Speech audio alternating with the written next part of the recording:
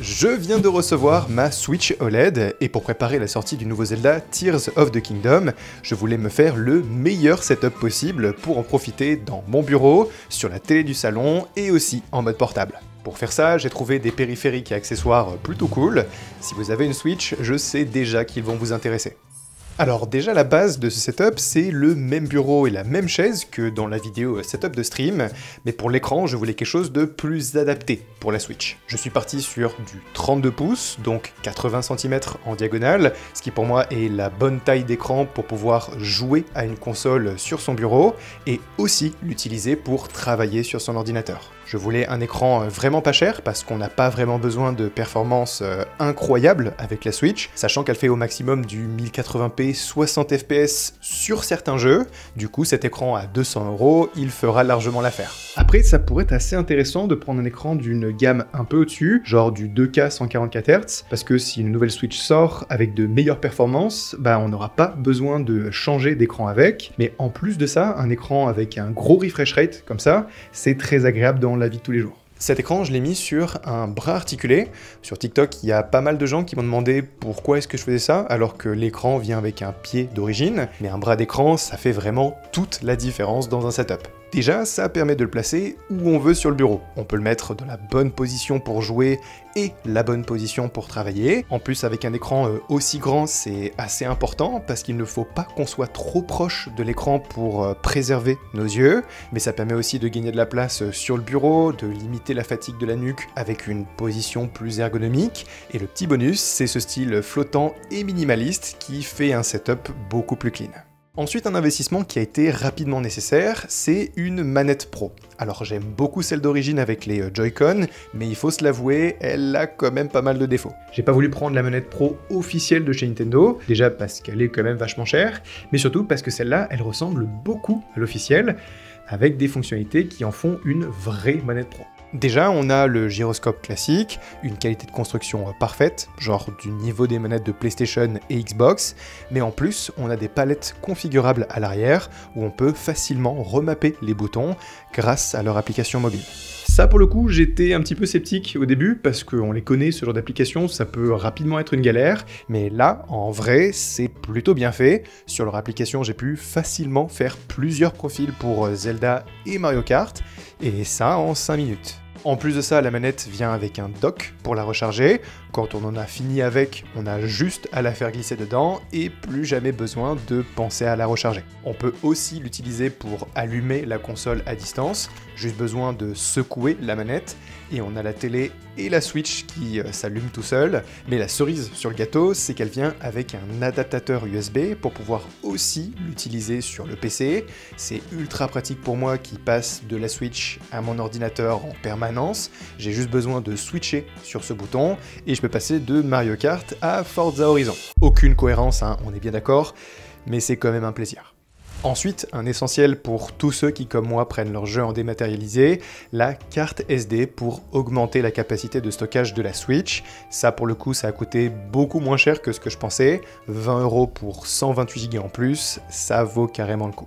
Je voulais aussi utiliser ce setup pour Twitch et j'ai trouvé la carte de capture parfaite pour streamer en direct le gameplay de ma Switch. D'ailleurs, à la sortie de cette vidéo, on est en train de faire le nouveau Zelda en live et je stream tous les mardis sur ma chaîne Twitch, dont le lien est dans la description. Généralement, les cartes de capture, ça coûte rapidement cher. Celle d'Elgato, c'est direct 150-200 €. Mais pour la Switch, on n'a pas besoin d'avoir des performances incroyables.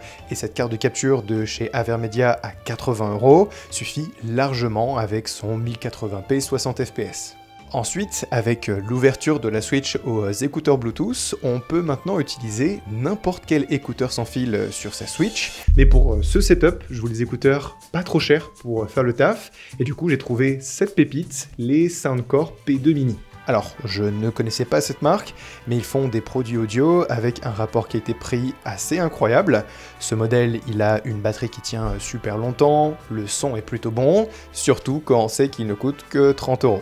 Et justement, c'est parfait pour moi parce que je cherchais des écouteurs vraiment pas chers, histoire de pouvoir les utiliser uniquement avec la Switch, pour faire en sorte que dès que je les ouvre, ils se connectent directement à la console. Parce que si on commence à utiliser des écouteurs sans fil à la fois sur la Switch et sur notre téléphone, il faut aller à chaque fois dans les réglages de la console pour les reconnecter, alors qu'avec des écouteurs dédiés, on peut éviter ça, ce qui est ultra pratique quand on joue beaucoup en mode portable. D'ailleurs, j'ai choisi la Switch OLED plutôt que la classique, parce que pour moi la Switch c'est surtout une console portable, et avec un écran de cette qualité-là, ça donne vraiment envie de l'emmener partout avec moi. Mais dès que je joue plus de 1 heure avec les Joy-Con directement sur la Switch, je commence à avoir des fourmis dans les doigts, c'est vraiment pas agréable, mais j'ai trouvé la solution avec cet accessoire qui change tout, le Neo Grip de chez Skull & Co. Ce grip, il permet de régler le gros problème de confort de la Switch en mode portable.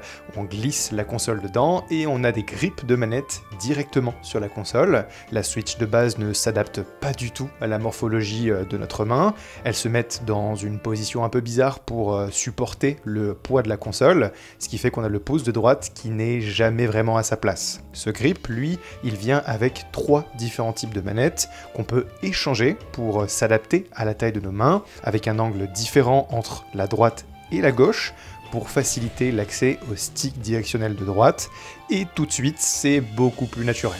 Vraiment moi la première fois où j'ai testé cet accessoire, direct je me suis dit c'est comme ça qu'ils auraient dû faire la Switch en fait. Et comme cet accessoire il coûte que 25 €, si aujourd'hui je devais choisir un seul accessoire pour la Switch, ça serait sûrement celui-là. Comme je vous ai dit, j'utilise beaucoup la Switch en mode portable, donc j'ai rapidement installé une protection d'écran dessus. J'ai trouvé ce modèle de chez Spigen qui vient avec un guide d'installation pour le faire facilement sans avoir de bulle, et le résultat est assez cool. On a vraiment l'impression qu'il n'y a pas de protection. Et sur la OLED, c'est vraiment important, parce que l'écran se raye plus facilement que sur la classique, on peut la rayer juste à la mettre dans son dock. Justement, en parlant de ça, je cherchais un deuxième dock pour pouvoir passer facilement de mon setup de stream au salon pour jouer sur la télé et ne pas avoir à tout débrancher dans mon setup à chaque fois. Après, j'ai vu le prix d'un dock officiel sur Amazon et franchement, Nintendo, vous êtes des gros forceurs sur les accessoires. Du coup, j'ai commandé une alternative 3 fois moins chère sur Amazon pour voir si ça faisait le taf. Bon, bah déjà c'est beaucoup plus petit que l'original, genre assez petit pour rentrer dans une poche, et mine de rien, c'est vraiment pratique parce que c'est beaucoup plus facile pour l'emmener avec nous, par exemple sur un week-end si on veut jouer à Mario Kart avec des potes, mais surtout, il marche aussi bien que l'officiel, ce qui fait que je peux tranquillement passer de ma télé à mon setup de stream pour travailler avec mon PC. J'espère que cette vidéo vous aura plu. Moi j'ai hâte de tester le nouveau Zelda sur ce setup. Dites-moi en commentaire si vous voulez voir d'autres vidéos sur la Switch, j'ai déjà pas mal d'idées. Maintenant si vous voulez voir d'autres setups pour le streaming, le télétravail, etc., je vous ai mis des vidéos qui vont apparaître au milieu de l'écran. Je pense qu'elles vont vous intéresser.